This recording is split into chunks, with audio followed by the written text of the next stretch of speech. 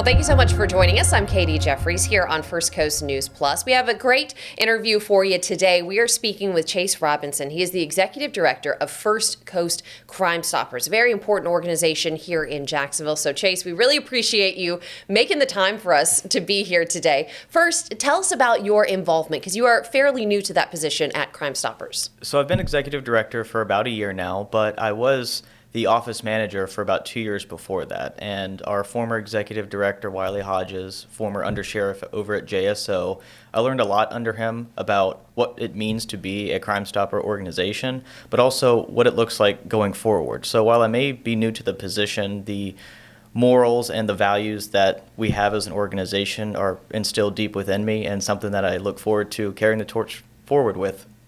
Tell me about Crime Stoppers, the organization. We obviously, a lot of people know it's the number we say on the news all the time after a story. If you know something, call Crime Stoppers. But tell us a little bit more about Crime Stoppers, maybe something we don't necessarily know about the organization. Of course, and I think a good place to start would be there's sometimes this misconception on what Crime Stoppers is, that we might be an extension of JSO or a law enforcement agency. And while we do have very important partnerships with the 18 different agencies that we cover in the 6 counties in the First Coast, we are a separate registered 501c3 nonprofit organization. And I think that is vital for the public to understand, because the information that you provide to First Coast Crime Stoppers is protected. And not only is it protected by organization, it's protected by Florida statutes. And if you were to go in the Florida statutes and look at 16.555, 56, and 57, you can actually see how the conversations that you have with Crime Stoppers is protected, the information that you provide Crime Stoppers is protected, and if that information was to ever be leaked out or given away, it's punishable by a third-degree felony. So the information is literally anonymous, and it's not a catch to get you to call a number and give information. We are an advocate for the public and an advocate to bring justice to families. And we're going to get to how it works in just a second. But first, I want to talk about the reward money. Where do you all get the reward money? And tell us about, I guess, the different levels of the reward money. Of course. So I guess it really needs to start with where we get our funding in general, and that is a Crime Stopper Trust Fund. It's a separate Florida statute, but it is a Florida statute that mandates the courts to add a $20 Crime Stopper fee when someone is arrested on the list of court fines that they have to pay, and that goes into a trust fund, and that trust fund is then divvied out based off judicial circuit to all the different Crime Stopper organizations throughout the state of Florida. So that is where we get our operating expenses, our advertising expenses, but most importantly, that is where we're paying our rewards from. So essentially, it is criminals paying to arrest criminals is really the basis of Crime Stoppers. And that $20 fee, now while that doesn't seem a whole lot, when you add up sort of an aggregate of all those court fines, that's how we're able to pay rewards. And we pay up to $3,000 for any crime under the sun, essentially. Now, the severity of the crime or the amount of narcotics seized, properties seized, that really determines what the value of the reward is going to be, and that's something that every month our board of directors sits down and determines. Now, while the $3,000 cash rewards and even the enhanced rewards up to $25,000, that gets the most publicity. That's what you see on the news all the time, reading articles. But I would say our average tip that we're paying out every month is about $300. And I think, people might not think that $300 is a lot, but, to someone that can mean everything, and that could really help them get on their feet, or it can be a way for individuals to feel that they have an impact in the community. Let's talk about how it all works, because I think one of the questions people have is, well, how do I give a tip, get the money, but remain anonymous, all within the same thing, that you don't have to give your name? Like, how does it work? I know that it goes to a call bank out of state, correct? That is correct. So if you call the 1-866-845-TIPS, it goes to our call center, which is actually in an undisclosed location in Southeast Texas, and they are a Crime Stoppers trained call center. All they do is answer calls that are coming into Crime Stopper agencies around the country. So they're trained on how to collect your information, what questions not to ask. They never record your personal information. Even if you accidentally tell them, they're not going to record it.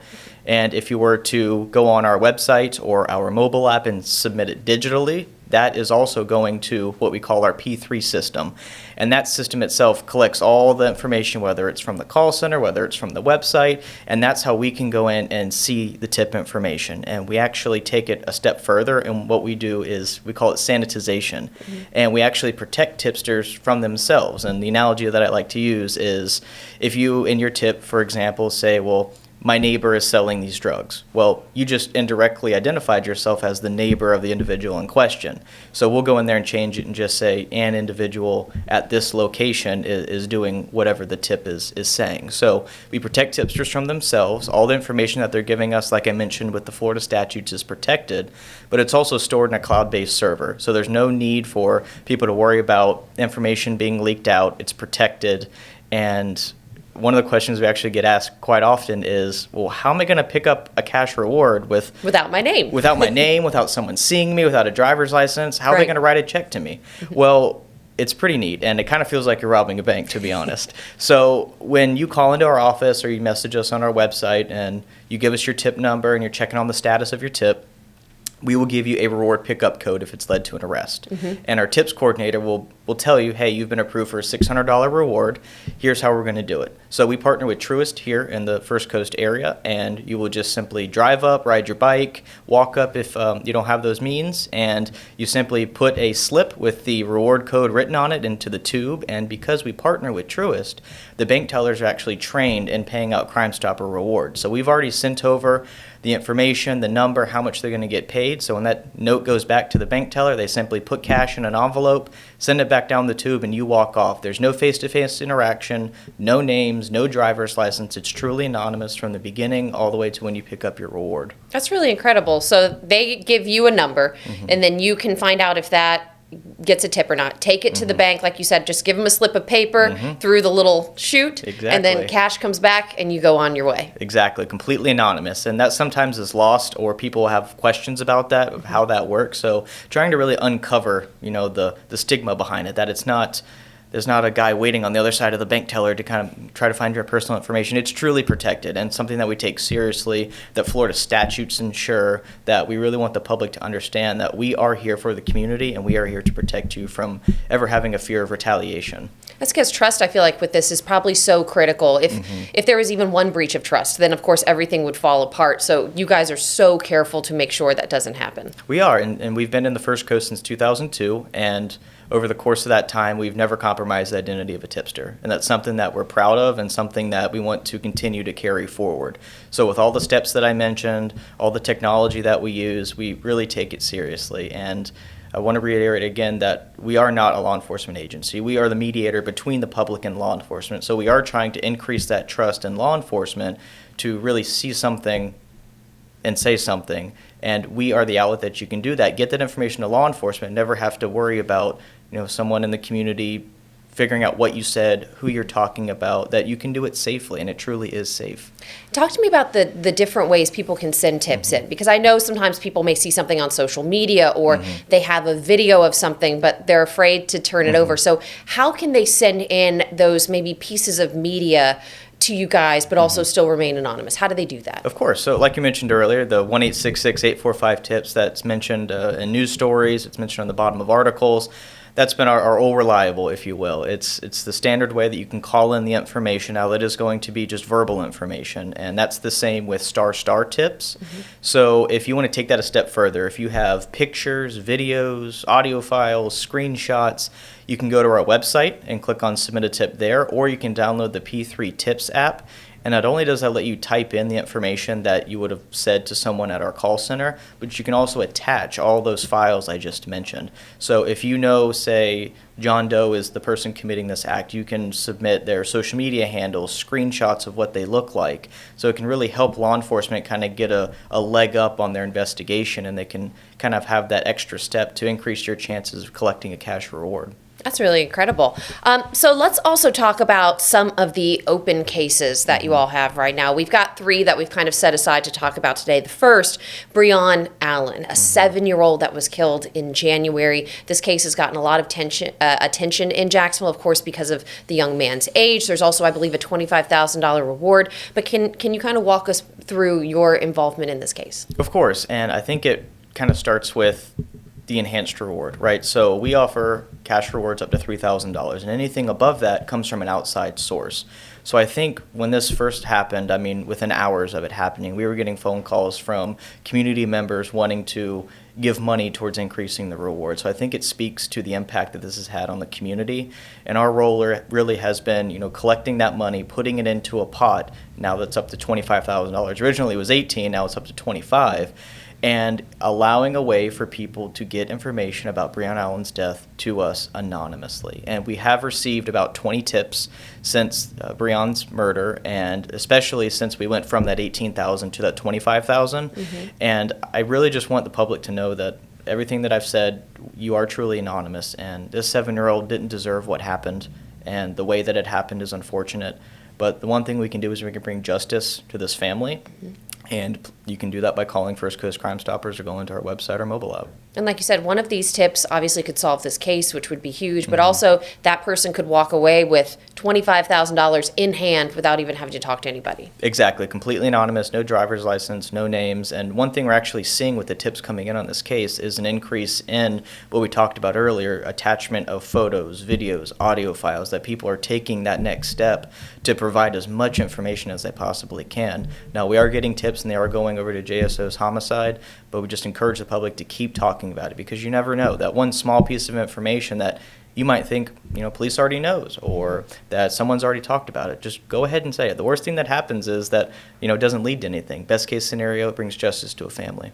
Another case, one that we're going to be featuring on Unsolved this Friday, but we've talked about it. You helped kind of connect it to get this moving along. But Melinda Holder, Melinda Holder out of the Green Cove Springs area. First of all, we're going to talk about the case, but also how far out do you guys stretch? Because I think sometimes people think First Coast CrimeStoppers is only Jacksonville, but you guys are much bigger than just Jacksonville. We are. So we cover 6 counties in Northeast Florida. So it's Nassau, Duval, Clay, Baker, Bradford, and Union counties. So while Jacksonville is kind of the hub of the 6 counties that we cover, anything that happens, any crime-related incidents within those 6 counties, we offer a cash reward up to $3,000. And, just in my travels going around to the different police departments, I came across, Detective Milliken, who was assigned to this case and really wanted to reignite the passion to try to solve this case. And I mean, when the Netflix documentary, it's what it really sounds like it needs, just the way that it spans out. It's really a testament to what the family has gone through.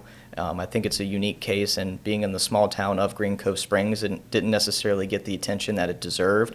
So that's why we're trying to reignite this case and try to, hopefully get some tips in and bring justice to the family. And especially in a small town, people can probably be a little nervous about speaking up because so many people know each other. As we were talking to Detective Milliken, people have lived there for generations, but if they call in information in this case, obviously it remains anonymous. Exactly, and that's something that I've learned about the Green Cove Springs area, that everyone knows everyone, right? And everyone knows what everyone says. It's your typical small town.